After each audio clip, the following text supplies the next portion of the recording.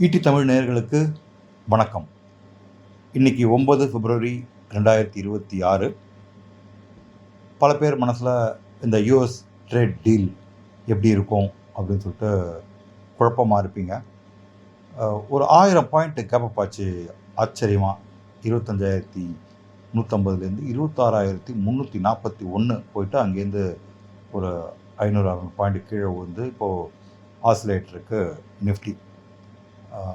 இது கிட்டத்தட்ட ஒரு 6 சிக்மா மூவ் அப்படின்னு கூட சொல்லலாம். 25,500 கால்லாம் 13 ரூபாலேருந்து 850 ரூபா போச்சு. 26,000 கால் ₹1.05 340 ரூபா போச்சு. அதாவது 340 மடங்கு ரிட்டர்ன். ஸோ இதை மாதிரி ஒரு ட்ரமாட்டிக் மூமெண்ட் கொடுத்தது. ஸோ அதே வேகத்தில் கீழே முடிஞ்சது. லாஸ்ட் டைமே சொல்கிறப்ப 6 சிக்மா மூவ் எப்பயுமே 6 சிக்மா வேகத்தில் கரெக்டாகிறதுக்கு சான்ஸ் இருக்குதுன்னு சொல்லிட்டு கோல்டுக்கும் சொல்லியிருப்பேன், சில்வருக்கும் சொல்லியிருப்பேன். ரெண்டுமே கோல்டு சில்வர் நடந்தது இல்லையா? அதே மாதிரி நிஃப்டிக்கும் 6 சிக்மா மூவ் வேகத்துக்கு கீழே இறங்கி இப்போ ஓரளவுக்கு ஆசிலேட் ஆகிருக்கு. இப்போது நமக்கு கிரிட்டிக்கலான நம்பர் என்ன அப்படின்னாக்கா 25,618. இந்த நம்பரை ஹோல்ட் பண்ணுற வரைக்கும் நிஃப்டி 26,067, 26,236, 26,429க்கு மேலே வீக்லி க்ளோஸ் மந்த்லி க்ளோஸ் கொடுத்தா தான் இதுக்கு மேலே புல்லிஷ். லாஸ்ட் டைமே சொல்கிறப்பேன், ஆல் டைம் ஹையை தாண்டினா மட்டும் போதாது, ஆல் டைம் ஹையை தாண்டி ஒரு 150-200 பாயிண்ட்டு மேலே வீக்லி க்ளோஸோ மந்த்லி க்ளோஸோ கொடுத்தா தான் நிஃப்டிக்கு புல்லிஷ்னு சொல்கிறப்பேன். Same holds true now also. So இப்போது எந்தெந்த செக்டர்லாம் புல்லிஷாக இருக்குது இம்மிடியட்டாக நம்ம கண்ணுக்கு தெரியுறது எலக்ட்ரானிக் ரிலேட்டட் சப்போர்ட் கொடுக்குற கம்பெனிஸு, சால்சர் எலக்ட்ரானிக்ஸ், அப்புறம் டிவிஎஸ் எலக்ட்ரானிக்ஸ், இது மாதிரி கம்பெனிஸ் உடனே பார்க்கலாம். அடுத்தது டிஎல்எஃப். இவங்க வந்து இன்ஃப்ராஸ்ட்ரக்சர் டெவலப் பண்ணி தரதுல one of the biggest company இல்லையா? எல்என்டி, இதை மாதிரி கம்பெனிஸ் பார்க்கலாம். அனந்த்ராஜ் அப்படின்னு சொல்லி ஒரு கம்பெனி. இந்த அனந்த்ராஜ்ன்ற கம்பெனி ஒரு 90 ரூபா இருக்கும்போதே நான் பைக்கால் கொடுத்துருப்பேன். இப்போ 550-560 கிட்ட வந்துட்டான். Anantraj is into data center erection, commissioning, management, maintenance இதெல்லாம் இருக்காங்க. So they can do exceptionally well. ஏன் அப்படின்னாக்கா பட்ஜெட்டில் 21 வருஷத்துக்கு 2047 வரைக்கும் நீங்கள் if you invest in data center in India physical infrastructure 21 வருஷத்துக்கு டேக்ஸ் ஹாலிடே அப்படின்னு கொடுத்துருக்காங்க, which is going to be biggest factor for these companies. DLF, if they are coming into erection, commissioning of data center, இல்லாட்டாலும் அவங்க real estate நிறைய bank வச்சுட்டு இருக்காங்க. அவங்களோட ஃப்ளாட்ஸ்லாம் நிறைய விற்கும் இந்த டேட்டா சென்டர் சுற்றி. ஸோ டீலஃப் நல்லா பண்ணுறதுக்கு வாய்ப்பு இருக்குது, அனந்த்ராஜ் நல்லா பண்ணுறதுக்கு வாய்ப்பு இருக்குது, சால்சர், அப்புறம் டிவிஎஸ் எலக்ட்ரானிக்ஸ், இந்த நாளும் நல்லா வரதுக்கு வாய்ப்பு இருக்குது. இதுக்கு அடுத்தது இதுக்கு எல்லாத்துக்குமே பவர் சம்பந்தப்பட்ட விஷயங்கள் தேவை சப்போர்ட் பண்ணுறதுக்கு இல்லையா? கிராம்ப்டன் கிரீவ்ஸ், சிஜி பவர், இதை மாதிரி power companies you can look in to for better upside. Havells, இவங்க வந்து இந்த ஒயர்ஸ், காப்பர் இதெல்லாம் சப்ளை பண்ணுறவங்க. இந்த கம்பெனிலாம் ஆன்சிலரியாக மேலே போகிறதுக்கு வாய்ப்பு இருக்குது. இதை வந்து யூ கேன் திங்க் ஆஃப். இப்போது இந்த ரேலி சஸ்டைனபிளாக இருக்குமா, எவ்வளோ தூரம் போகும் அப்படின்னு சொல்லிட்டுலாம் யோசிச்சுட்ருக்காங்க. இதில் ஒரு வேர்ட் ஆஃப் காஷன். இந்த பட்ஜெட்டில் எஸ்டிடியை ஆல்மோஸ்ட் ஒரு 100% மேலே 150% ஏற்றிருக்காங்க. Securities transaction tax. இதை வந்து நம்ம ஃபினான்ஸ் மினிஸ்டர் என்ன சொல்லியிருக்காங்க அப்படின்னாக்கா, ஒரு சிகரெட் மேலே, ஒரு தாரு சாராயத்துக்கு மேலே ஒரு சின் டேக்ஸ் போடுவோம் இல்லையா, அதை மாதிரி இதை வந்து ஸ்பெக்குலேஷன் மேலே ஒரு சின் டேக்ஸ் மாதிரி கன்சிடர் பண்ணி போட்டிருக்காங்க. 2025 வருஷத்தில் மட்டும் ரீட்டைலர்ஸ் ஒரு 1,05,000 கோடி தொலைச்சிருக்காங்க. நம்ம மக்கள் இது மாதிரி பைசா தொலைச்சிட்டு இருக்கும்போது இப்படி பார்த்துட்டு சும்மா இருக்குது. ஏன்னா நிறைய எனக்கு கம்ப்ளைண்ட்ஸ் வருது, நான் எப்படி வந்து பார்த்துட்டு இருக்கிறது. அதனால் I have increase the rate STD to deter people from investing in speculation அப்படின்னு சொல்லிட்டு ஒரு நல்ல விஷயமா சொல்லியிருக்காங்க. பட் இது எந்த அளவுக்கு மார்க்கெட் எடுத்துப்போன்னு தெரியல. ஏன் அப்படின்னாக்கா நிஃப்டிக்கு ஃப்யூச்சர் வாங்கினாக்கா 29 பாயிண்ட் மேலே போனாலும் கீழே வந்தால் தான் பெரிய ஆட்கள் வாங்குறவங்களுக்கு விற்கிறவங்களுக்கு பிரேக் ஈவன். ஸோ இன்றைக்கி மார்க்கெட் மேக்கர்ஸோட பிட் ஆஸ்க் ஸ்ப்ரெட்டு 5 பைசா. ஓகே, யூஸ்வலாக ₹1 ₹2 அந்த பிட் ஆஸ்க் ஸ்ப்ரெட்டை முடிச்சிடுவாங்க. ஸோ ஒரு நாளைக்கு 45 லட்சத்துலேருந்து 60 லட்சம் வால்யூம் நடக்குது நிஃப்டியில். ஸோ இந்த 60 லட்சம் வாங்குறவங்களும் ₹28 ₹29 மேலே போனால் தான் அவங்களுக்கு தாயம் 0. ஓகே, ஸோ 29 பாயிண்டில் விற்காமல் 20 பாயிண்டில் விற்றாங்க அப்படின்னாக்கா they'll end up losing ₹20. அங்கே ஒரு ₹9, இங்கே ஒரு ₹9 இல்லையா, சார்ஜஸ் தான் சேர்த்து. ஸோ ₹20 லாபத்தில் விற்றா உங்களுக்கு ₹20 நஷ்டம், ₹29 விற்றா 0, ₹40 விற்றா தான் உங்களுக்கு ₹20 லாபம் இல்லையா. இது வந்து ஒரு பெரிய எப்படி மேனேஜ் பண்ண போகிறாங்க மார்க்கெட் மேக்கர்ஸ். இல்லாட்டி மார்க்கெட் மேக்கர்ஸுக்கு ஒரு ரூலு, ஏற்கனவே அவங்களுக்கு நமக்கு லெவல் பிளேயிங் ஃபீல்டு இல்லை. பெரிய ஆட்களுக்கும் ரீட்டெயிலர்ஸ்க்கும் லெவல் பிளேயிங் ஃபீல்டு இல்லை. அவங்களுக்கு ஏற்கனவே வந்து கோலொகேஷன் சர்வர்னு கொடுத்துருந்துருக்காங்க. அவங்களுக்கு ஃபஸ்ட்டு அக்சஸ் இருக்குது. 1 செகண்டாக 1000 பிரித்து நானோ செகண்டில் 1000 வாங்குவாங்க, 1000 விற்பாங்க. உங்களுக்கு எனக்கும் அந்த வேர்வித்தால் இல்லை இல்லையா. ஏற்கனவே பெரிய ஆட்களும் நமக்கும் கேப் இருக்குது. இப்போ இந்த மார்க்கெட் மேக்கர்ஸால் 29 பாயிண்ட் இருந்தால் தான் பைசா பண்ண முடியும் அப்படின்னாக்கா அவங்க எப்படி ஃப்யூச்சர்ஸை வாங்குவாங்க, எப்படி ஃப்யூச்சர்ஸை விற்பாங்க. ஃப்யூச்சர்ஸை ஃபேக்டர் பண்ணி தான் எஸ்பெஷலி லாங் கான்ட்ராக்ட்ஸ்லாம் இருக்கும். ஸோ இப்போ வந்து 2028 கான்ட்ராக்ட் வாங்குகிறோன்னு வச்சிங்களேன். 2028 கான்ட்ராக்டை 2028 ஃபியூச்சர்ஸ் ப்ரைஸு 28,000 27,500 இருக்கும்.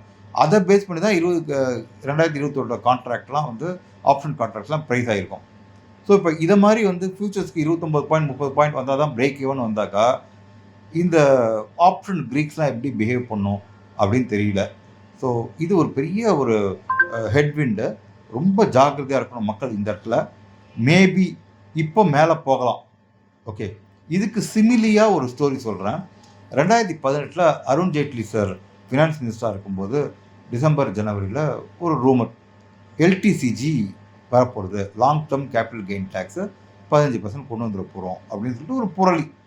ஓகே, அப்போ வந்து நிஃப்டி வந்து 10,000 இருந்தது. ஸோ இந்த எல்டிசிஜி வரப்போகிறது கிட்டத்தட்ட கன்ஃபார்ம் ஆகிடுச்சு. ஓகே, வரத்துக்குள்ளே நிஃப்டி என்ன ஆச்சுன்னாக்கா 10,000 11,761 போயிட்டு எல்டிசிஜி அனௌன்ஸ் பண்ண உடனே 10,000 வந்துச்சு. ஓகே, ஸோ இவங்க என்ன பண்ணிட்டாங்கனாக்கா 20% 15% நீங்கள் எல்டிசிஜி கட்டணும். ஓகே, அந்த 15% மூவ்மெண்ட்டை அந்த ஒரு மாதத்துக்குள்ளே மேலே ஒரு 20%, கீழே ஒரு 15-18% கொண்டு வந்துட்டாங்க. ஸோ ஒரு 3 வருஷத்துக்கு கட்டுறதுக்கு தேவையான லாங் டேர்ம் கேபிட்டல் கெயின்ஸை அந்த ஒரு மாதத்தில் நிஃப்டியை மேலே எட்டுன்னு போயிட்டு கீழே எட்டுன்னு வந்துட்டு பைசா சம்பாதிச்சிட்டாங்க. ஓகே, அந்த 2 வருஷத்துக்குள்ளே தான் பார்த்துக்கலாம் அப்படின்னு சொல்லிட்டு. அதை மாதிரி இப்போ இந்த ரூல் வந்தது அப்படின்னாக்கா டெஃபினட்டாக நிஃப்டி கீழே விழணும். Okay, Nifty belongs to somewhere around 15,000 to 18,000 rupee, அவ்வளோதான் அதோட ஒர்த்து, இன்ட்ரின்சிக் வேல்யூ.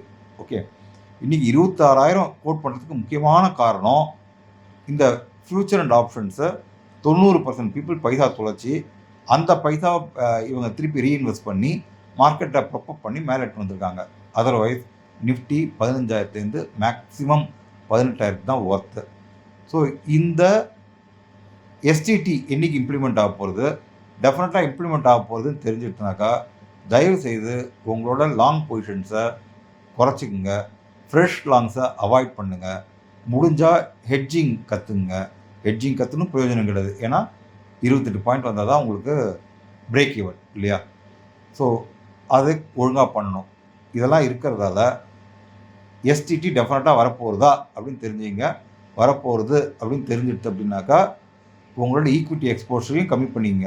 பல பேர் சொல்கிறாங்க F&Oவில் போகாத பைசா ஈக்விட்டி தரத்திரிக்க மேலே போகும் அப்படின்னு சொல்கிறாங்க. பட் சம்ஹவ் என்னால் அந்த ஆர்கியூமெண்ட்டை வாங்க முடியல. ஏன்னாக்கா இது இல்லைன்னா நிஃப்டி டெஃபினட்டாக கீழே விழுவும். நிஃப்டி கீழே விழாமலே small cap, mid cap, multi year லோவில் இருக்குது. 200 DMA கீழே ஒரு 40% ஆஃப் த ஷேர்ஸ் ட்ரேட் ஆகிட்டுருக்கு. 100 DMA கீழே ஒரு 20% ஷேர்ஸ் ட்ரேட் ஆகிட்டுருக்கு.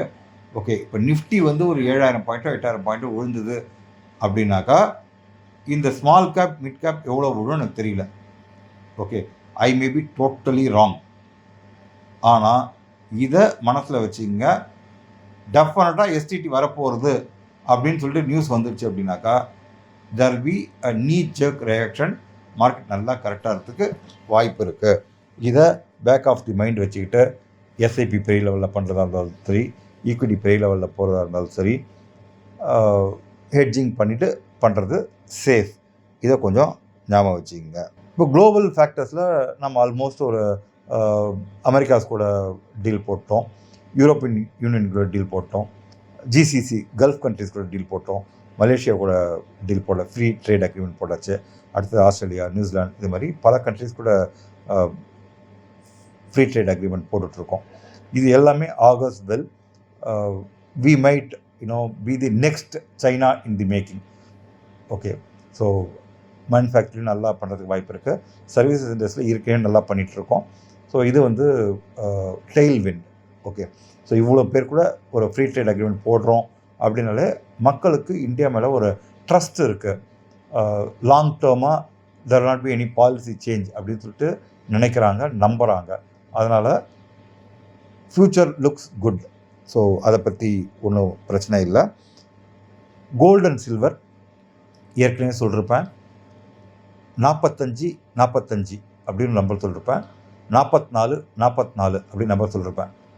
கோல்டு வந்து 5510 இருக்கும்போது பேரபோலிக் பிரேக் டவுன் நடந்திருக்கு. 5510 5508 கிட்ட அவன் வந்து மேலே க்ளோஸ் பண்ணலை அப்படின்னாக்கா 5322, 5045, 4864. இது வந்து 1618 × 3 ஃபிபனாச்சி லெவல் அப்படின்னு சொல்கிறப்ப 5038ன்ற நம்பரை 1618 × 3.114 ஃபிபனாச்சி லெவல் சொல்கிறப்ப. ஸோ 5038, 4864, 4545, 4444 இது வரைக்கும் போகிறதுக்கு வாய்ப்பு இருக்குதுன்னு சொல்கிறப்பேன்.